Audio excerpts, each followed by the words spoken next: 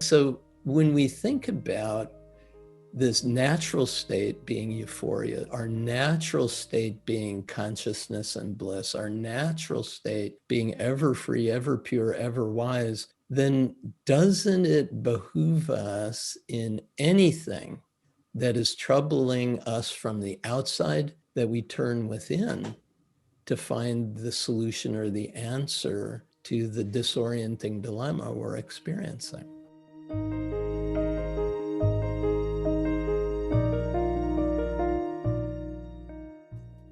Welcome to Letting Go and the Greatest Secret, where we explore the end of your suffering and the beginning of lasting happiness. I'm Hale Dwoskin, and today we'll be talking with Dr. Paul R. Scheele, who is co-founder of one of my favorite companies to help everyone, including you, experience and live your full potential, learning strategies.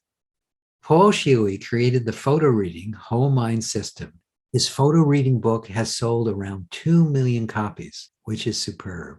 He has created personal learning courses such as Genius Code, Natural Brilliance, and Future Mapping. And Paul created an amazing series of programs to help you access the resources of your inner mind. They are called paraliminals. And I'm so pleased to have co-created a paraliminal with Paul called Letting Go.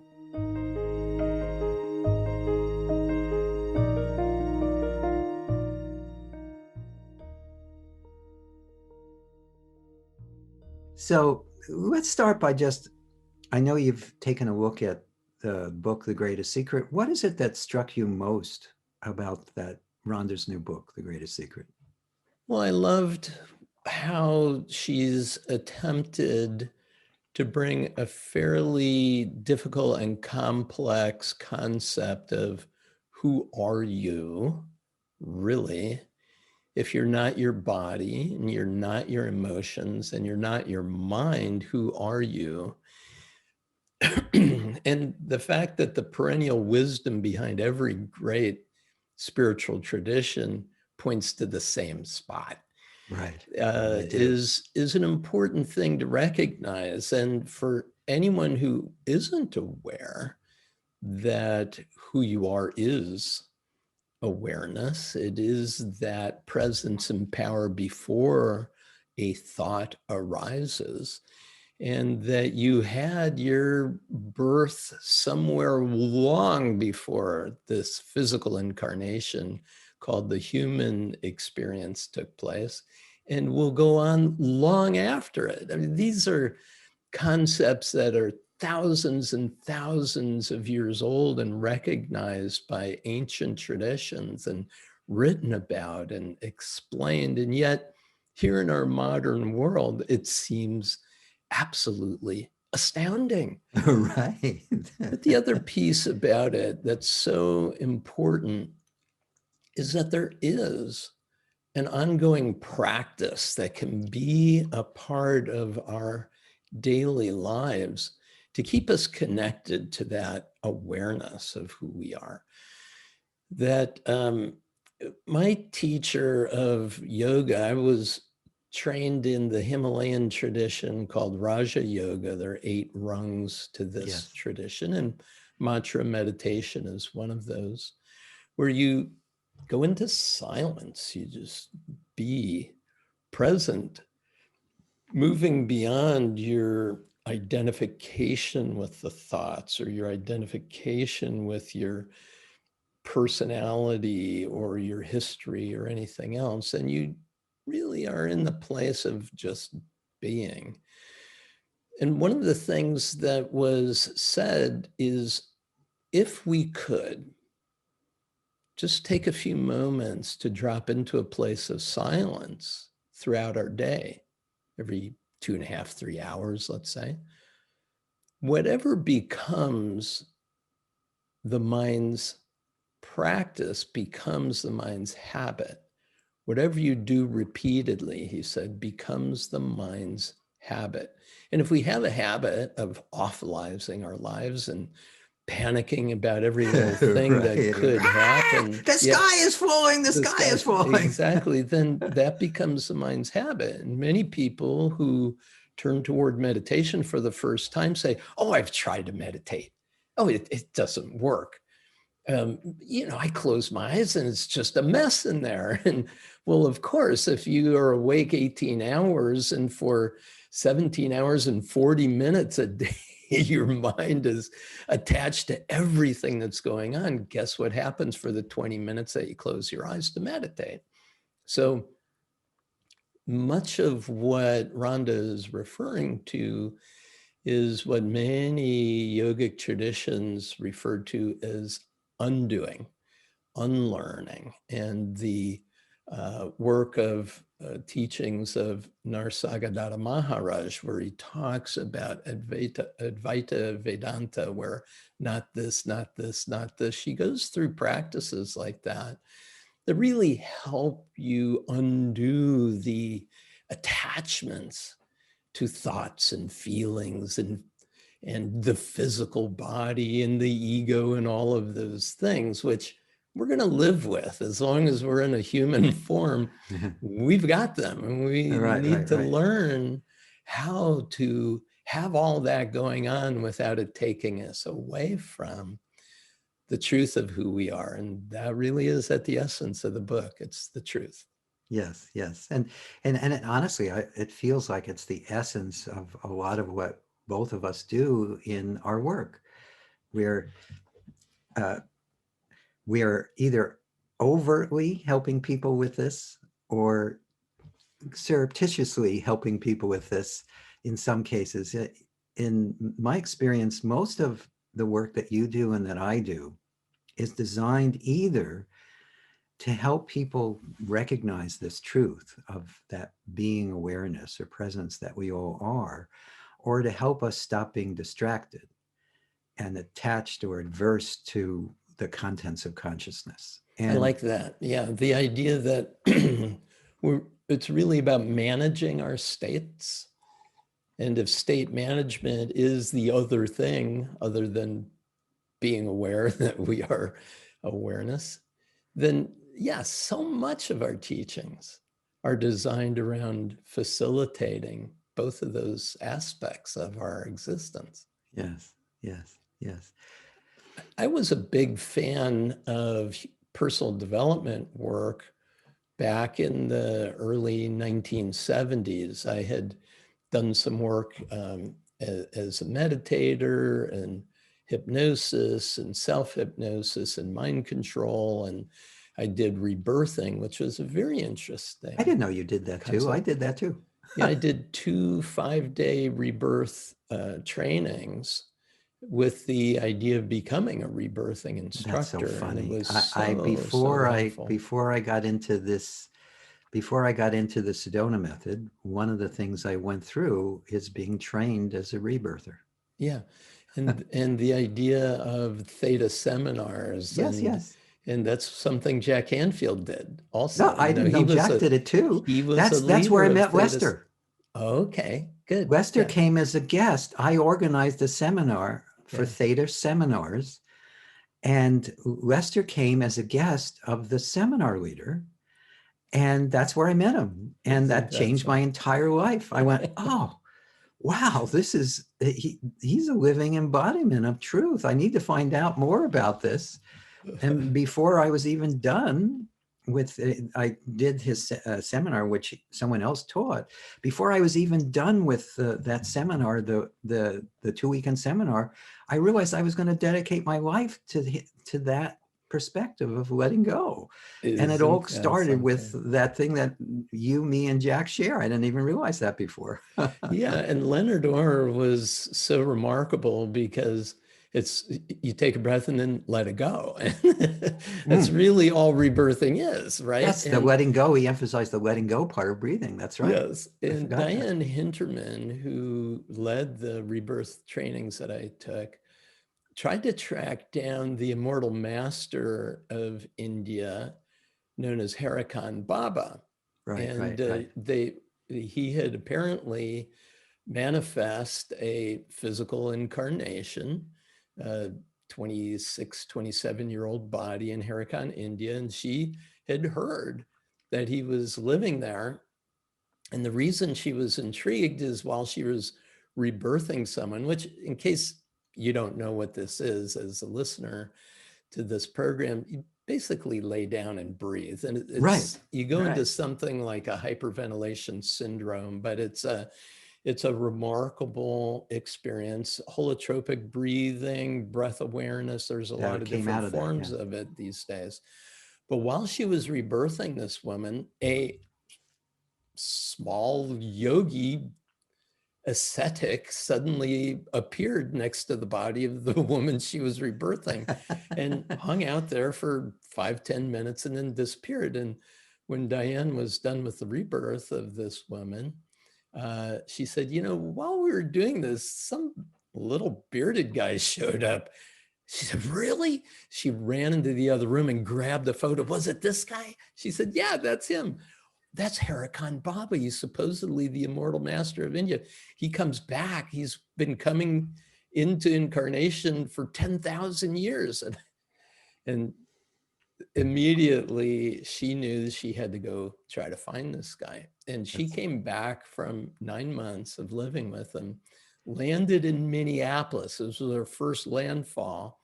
And at the Aveda Salon Studios that Horst, who is Horst Reckenbacher, who started Aveda, has a beautiful facility in Minneapolis. She gave a lecture, and there were only 6 or 7 of us at the time.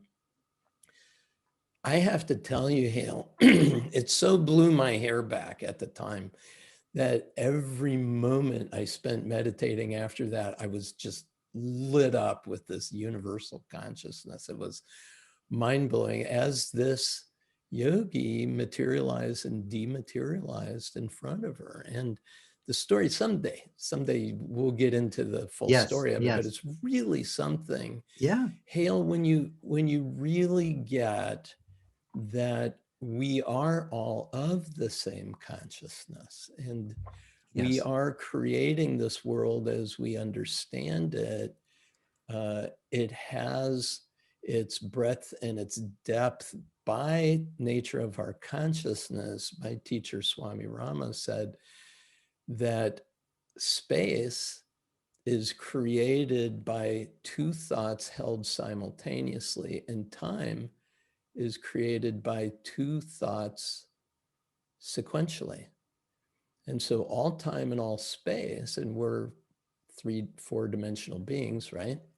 We are 3-dimensional physical beings and 4th-dimensional intellectual beings, but we bring all of this into existence. And that means that it is our privilege and our responsibility to create life as it really has always intended to be, a place of heaven on earth, a place of bliss and joy and beauty and happiness and peace and contentment and all of that. These are our natural states.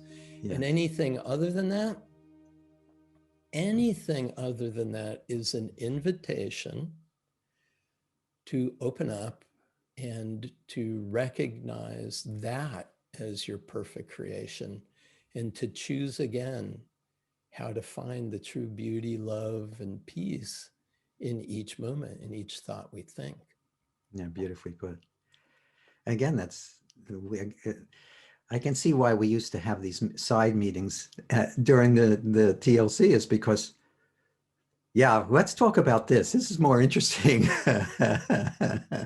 By the way, I knew Diane too. I think I knew her when she went on that trip and when she came back. Yes. That's so funny. Yeah. I forgot all about that.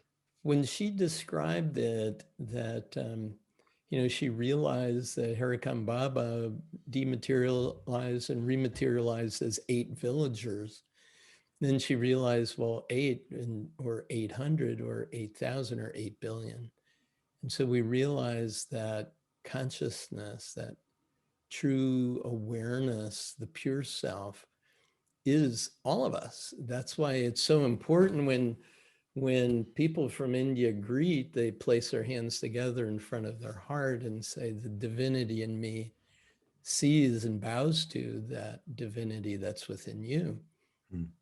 And what a different world we would be living in if that was our ongoing recognition of the truth of the being that is in front of each of us.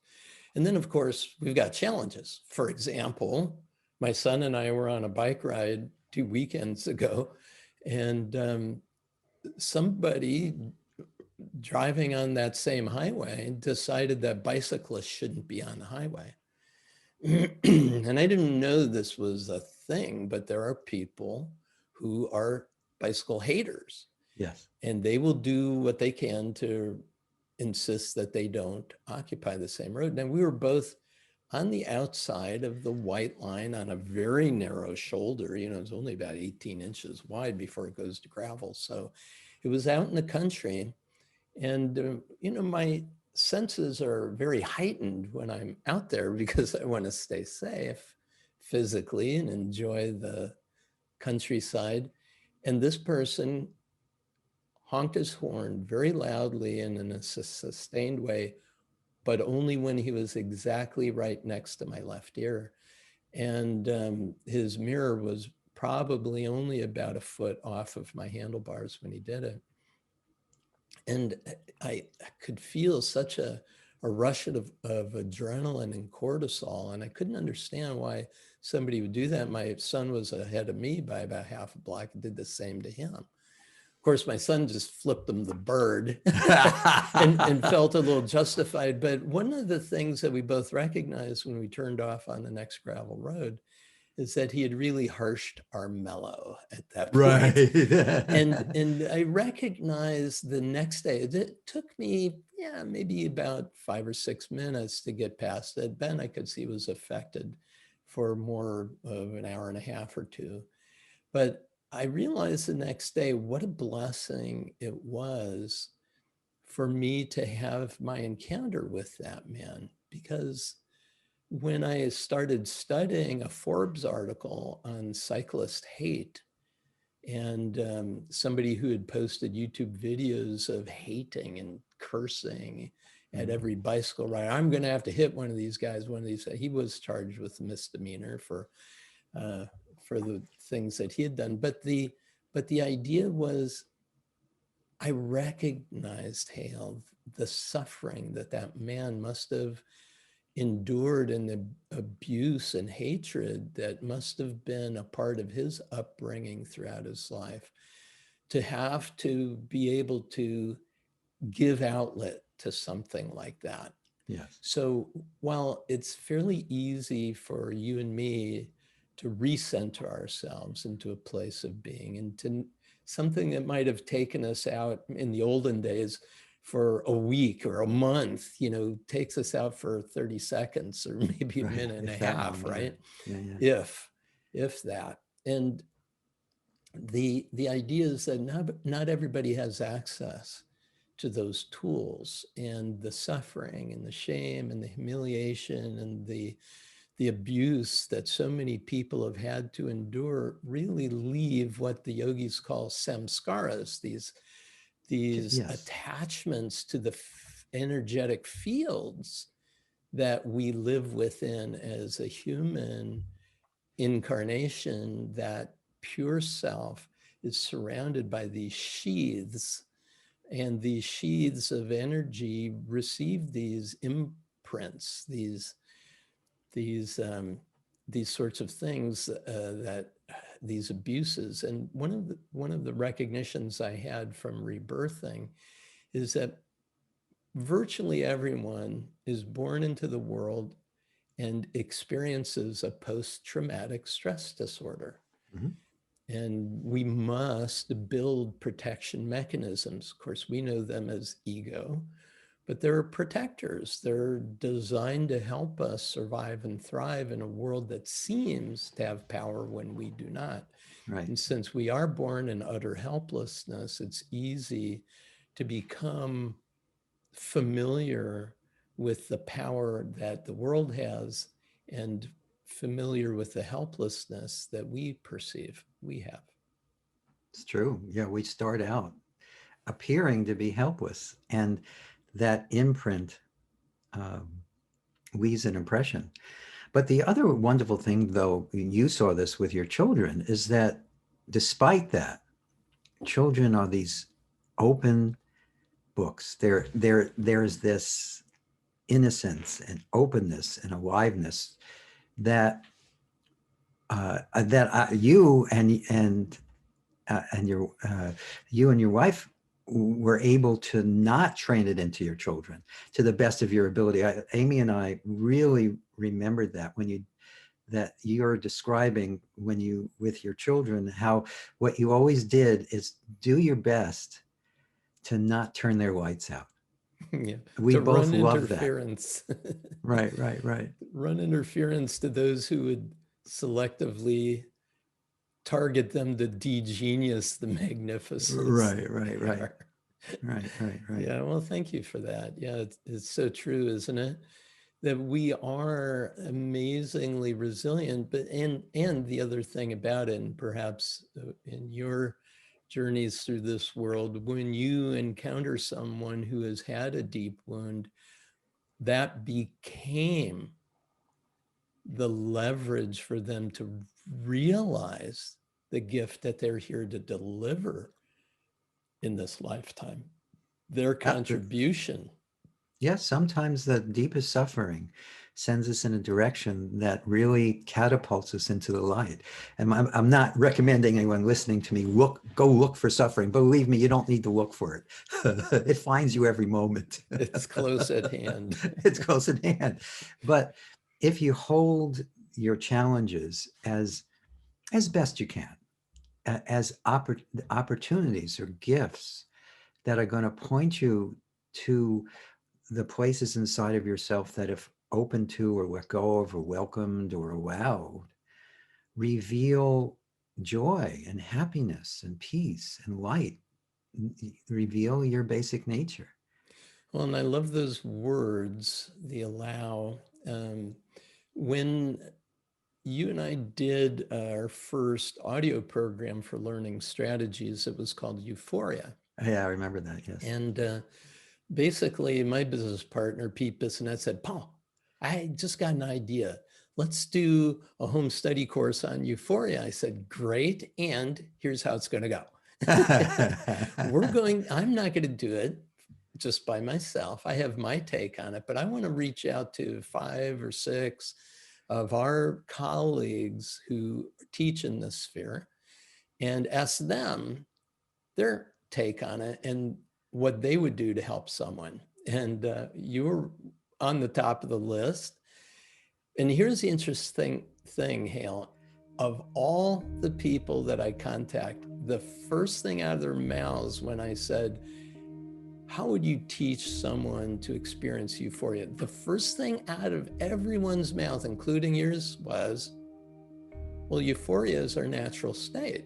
Right.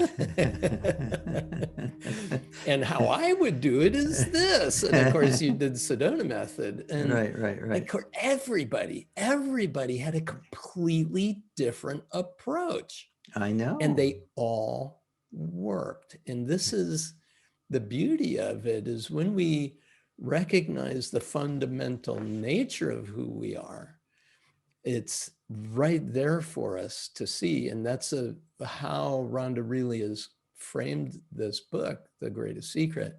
And then when you and I were going to do a paraliminal, which is my proprietary technology for human development, I said, the one exercise that you do that I would love to capture on a paraliminal is triple welcoming. Yes, yes. And so your words just a moment ago just reminded me, brought me right back to the triple welcoming technique. Is Yes. so often the thing that we fear most, we put up big walls to resist. And of course, those become the sails that catch that energy and push us in whatever direction they would choose. But if you drop the sails and just welcome it and let it come, it comes to pass. It just isn't here to flows stay. through. Yeah. Yeah. Yeah. Welcoming is one of the key parts of what we do. And what's nice is it's natural. everyone listening to this is welcoming in the good part of the time. What you notice is when you're not welcoming. You notice when you're resisting, when you're saying no, when you're rejecting, when you're struggling. The mind grabs onto that and ignores how much of your whole day you're just allowing whatever happens to unfold as it does. And as you change your inner balance in the direction of allowing for that natural welcoming that's always right here, right now, it becomes a living support and a living core of what you're experiencing. And the places where you were holding on before naturally fade into the background. They get less and less important, less and less stuck, less and less a place where you lose yourself in. So it's Yes, it's what my teacher said, where we give away our power. yes, yes. And when we can embrace those things that are problematic for us, there is a double positive whammy that we get. Number one is we get to reclaim the power that we're trying to give away to something outside of us and reclaim it as our own power. And then secondly, we reclaim our role as creator, or in some languages, co-creator of this universe that we're living. And so that double positive whammy comes when we allow and when we welcome whatever is showing up in our experience. And this was something that happened for me, Hale. You know, I mentioned paraliminals. When I was uh, I was teaching and using as a clinical hypnotherapist a technology called hypnosis. Not a whole lot of people know what that's all about. But I was also studying yoga science and philosophy and was just initiated into Raja Yoga. I had been studying it for 2.5 years, but in 1976, I then was initiated with a mantra from my teacher, Usharbud Arya, who became Swami Veda Bharati. And when I was walking on campus at the University of Minnesota, I was a biological sciences student. I was listening to a lot of audio cassettes by Nightingale Conant Corporation, Yes, Earl Nightingale, yes, Weed the yes, Field, and all these other ones. I'd spent a lot of money on it and absolutely loved it, shared it with everybody that I knew sold audio cassettes. Is something that Leonard Orr from Rebirthing had kind of turned me on to. yes. And I suddenly heard a voice that said, we don't need more cassette tapes to tell people how to live their lives. What we need is a way to bring people to that place of resourcefulness within them where the resources already exist, and then help them bring those forward into their lives. And I took that on as, okay, got it. 12 years later, the incarnation called Paraliminals came about. But the idea was an important one, Hale, and it's from the philosophy that you can't self-improve the self. The self Right. is already perfect just as it is. Yes, The exactly. philosophy saying that who we are is consciousness and bliss, and that thou art, or all that you are, who you are, is this ever free, ever pure, ever wise being. And so, what is there to improve? And it Right. was, wait a minute, I'm in this self improvement business. Wait, hold on. What does it mean to be in self improvement if there's no improving the self? And Right. that awareness has guided my life, my professional life ever since.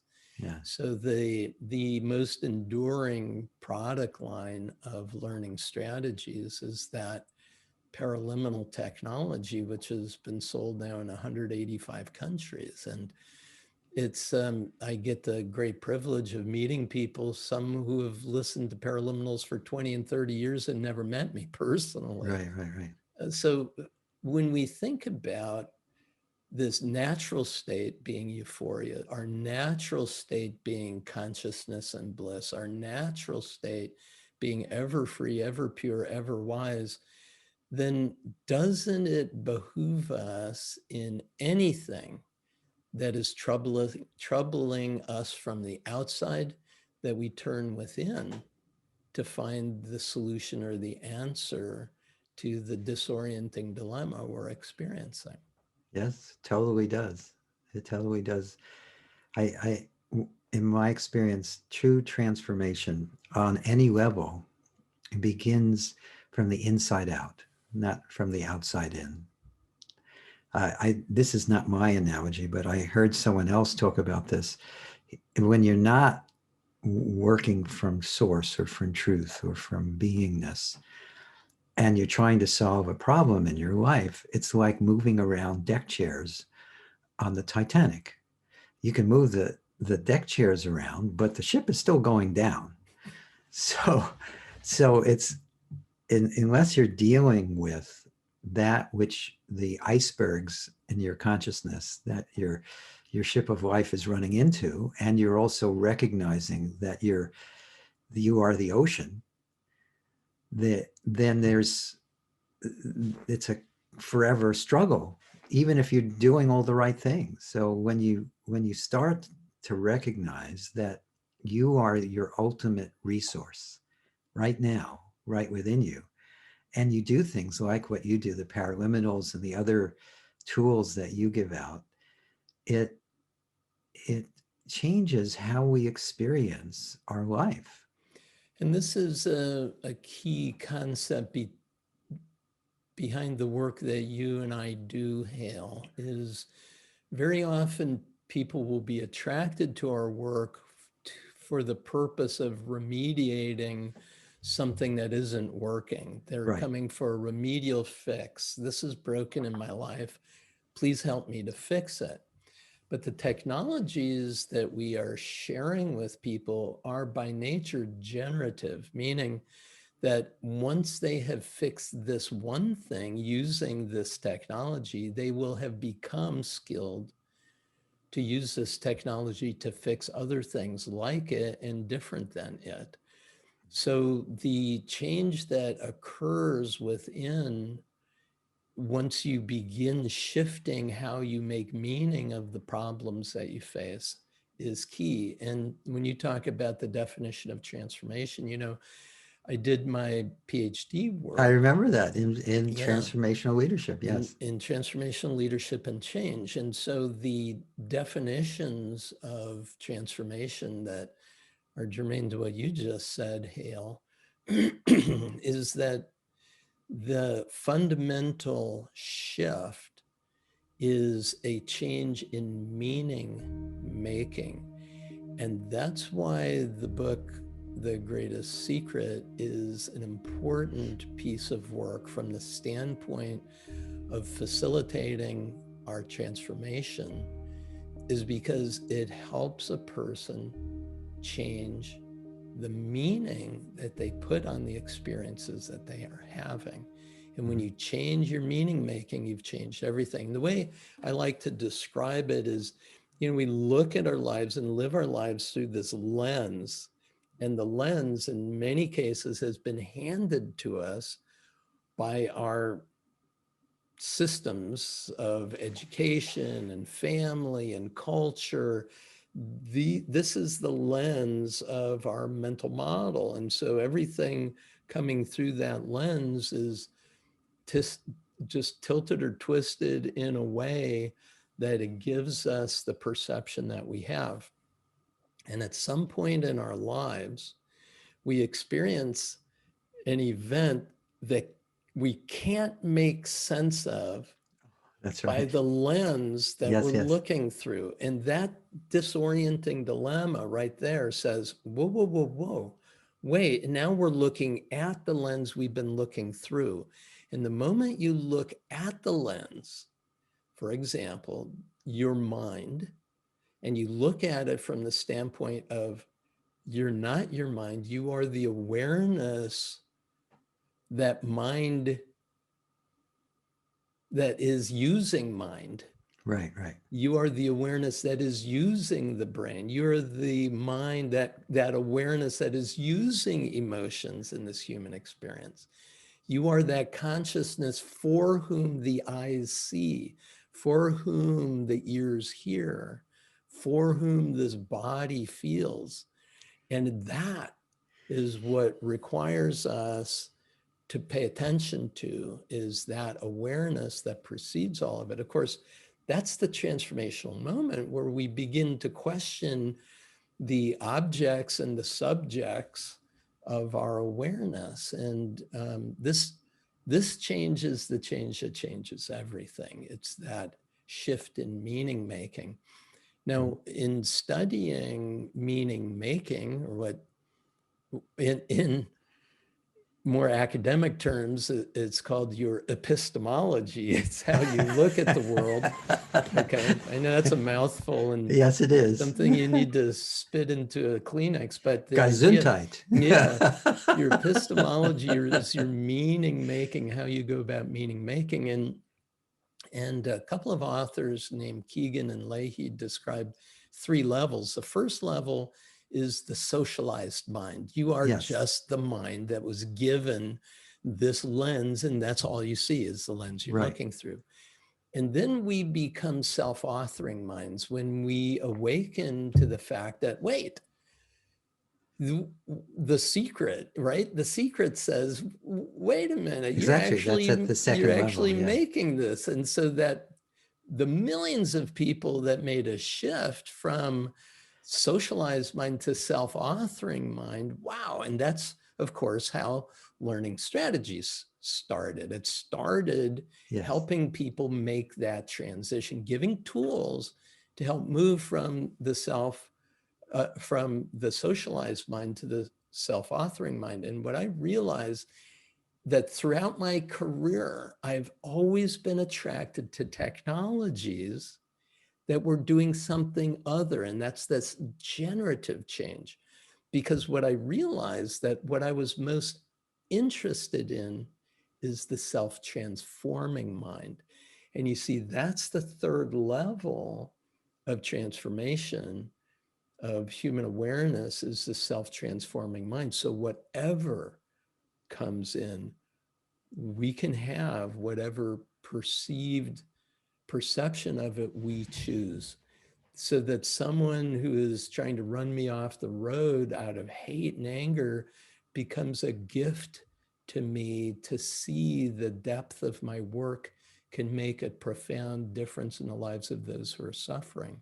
You know, it's that fast that I can turn that around. Yes. And Yes. that's this ability is really what is an underlying subtext to this book and to our work, Hale, is that we're really building generative technologies for people to become the self-transforming mind. Right. That Right. is awareness. Right. Right. So this has been a fun conversation. I have a question for you. Is there a, a generative technique that you could share quickly with all of us that you think people could use in this moment Oh, and then yes. continue to use? Yes. Do you have something you'd like to share? Yes, it's very simple, and yet the concept behind it is very deep. And I would like to give the simplicity of it and then explain the depth of it and then do it one more time because it's only about a 90-second process. Yeah, no, please. Okay. That's why I said it now, to give you time to go for it. I don't want us to run out of time. No, you didn't say anything about that. No, I didn't say, yeah. So the first piece of it is very simple. You take a deep breath in, and as you exhale, you close your eyes and let your shoulders relax. So give it a shot. Deep breath in, gentle exhale, let your shoulders relax. And when you drop your shoulders, what you do is you create a sense of safety and become aware of yourself in this present moment where your body is in the space your body is occupying right here. The second step is to smooth out your forehead, just to relax your forehead and around your eyes, your cheeks, your jaw, and to bring a subtle hint of a smile to the corners of your lips and the corners of your eyes. And the third part is to notice the touch of the breath in the nostrils, so that as you exhale and inhale, you can let the transitions between them be smooth. No pauses, no hesitations, just a smooth, continuous flow. And then if you could allow those two breaths to be of an equal duration, a similar duration, so that the length of the exhale and the length of the inhale become more even. And maintaining an awareness of the flow of this breath and the relaxation in your face and shoulders, gently open your eyes. Now, this simple exercise is doing something quite profound to our neurophysiology. So we've got 5 parts of our brain, really. We've got the reptilian brain, and that's the freeze. If you're under stress, it freezes. Mm-hmm. We've got the mammalian brain, or the limbic system, which is the emotional brain. And that's designed to fight or flight when you're under stress. And then we've got the neocortex, the left and right hemispheres of the brain. And those are designed to be balanced and to harmonize with each other. But when we're under stress, our attention, our perception, our thinking, our decision-making, our ability to respond, our memory, they're all negatively impacted by cognitive stress. So the access to the real powerhouse of our brain can't be gained, and that's the prefrontal cortex, the place that enlarges when we meditate. It's the part that has the God spot in it. It's the part of us that sees the big picture and can have visions of hope for a future possibility. That's important. But when we're under stress, we downregulate. And so this process has 3 parts. The first, which is to take a breath, exhale, that deals with the reptilian brain. It's the most ancient part of us. And the relaxing of the shoulders says you're safe. Because when you're under stress, what happens, yes, right? You naturally stick your shoulders in your ears. Your shoulders come right up around right. your head. So yeah, I'm wearing my shoulders for earrings today. Yeah, that's right. So when that simple act instantly affects that most ancient part of the brain. The second part is relaxing the forehead. And all the biofeedback studies started with the frontalis muscle. Yes. They put an electromyograph, right? Yes. And so that's associated with relaxation all over the body. But then when you get that hint of a smile, there's a lot of research that says when you smile, there's a neurochemical chemistry that emerges. And our friend Scheele likes to say about smile. Yes. Start my internal love engine. I didn't remember that. Yeah. But Scheele has some amazing gems. Yes. And so this is the place of our heart, right? So when we belong, when we feel that we're in a community where we belong, there is a calm that emerges at that moment. And it was deadly historically. If we got kicked to the curb by our tribe, it was not likely that we would survive. So feeling like we belong is important, and opening the heart in this way with this smile and with this relaxation of your face triggers that positive neurochemical response in the midbrain. And then the breath, and this is a perfect analogy of duality, right? The exhale is wonderful, but it's not sustainable.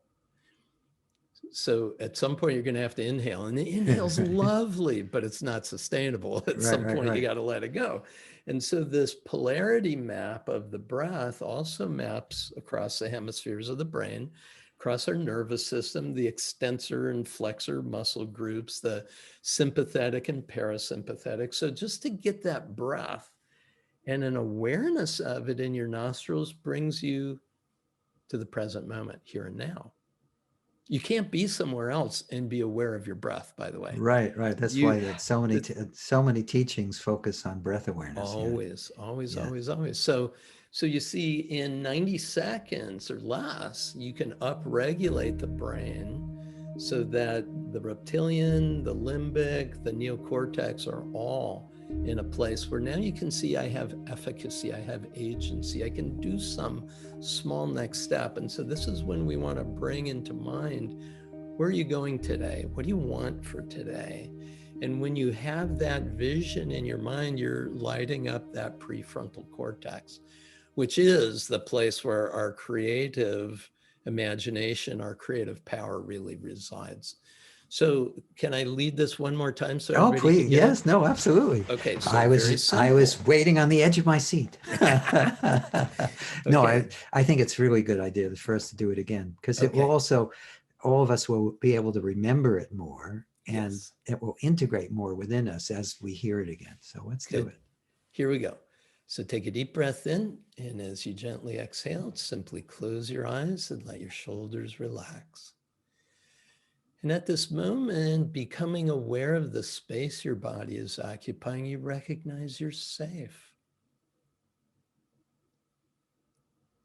Now notice the muscles of your forehead and imagine they could smooth out, and that relaxation could spread across the muscles of your eyes, your cheeks, your jaw, and bring a very slight hint of a smile to the corners of your eyes and the corners of your mouth. And in this, recognizing the deeper peace, the calm that is your natural state. You belong here. This is a community that supports you. And finally, notice the movement of the breath, specifically. Become aware of the feeling of it, the touch of it in your nostrils, because as you do that, feeling the exhale and inhale, you come into this present moment where all of your resources as a mature human being exist. And as you allow the breath to flow in a continuous manner, no hesitations or pauses to lock in an emotion or a thought, but just let it flow. And finally, allowing the exhale and inhale to be of a similar duration so that there is a balance. And this balance is a balance between the hemispheres of the brain, between the body and mind, between the spiritual and the human experience, between the sympathetic, outwardly oriented action nervous system and the parasympathetic, which is the healing, restoring, regenerative nervous system. And then at a rate that's right for you, bring into mind how you want the rest of this day to go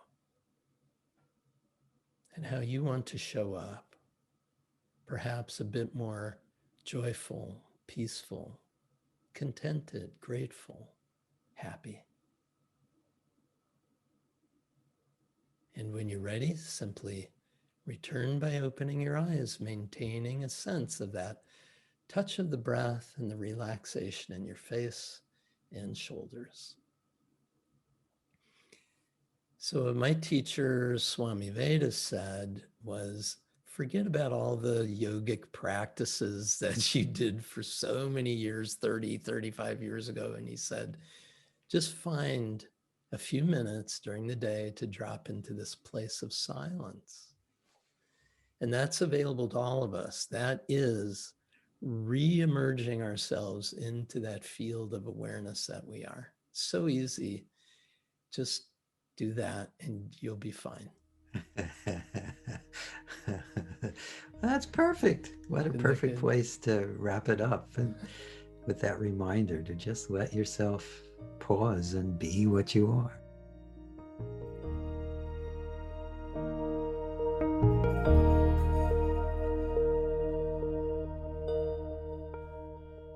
hope you enjoyed our conversation with Paul Scheele.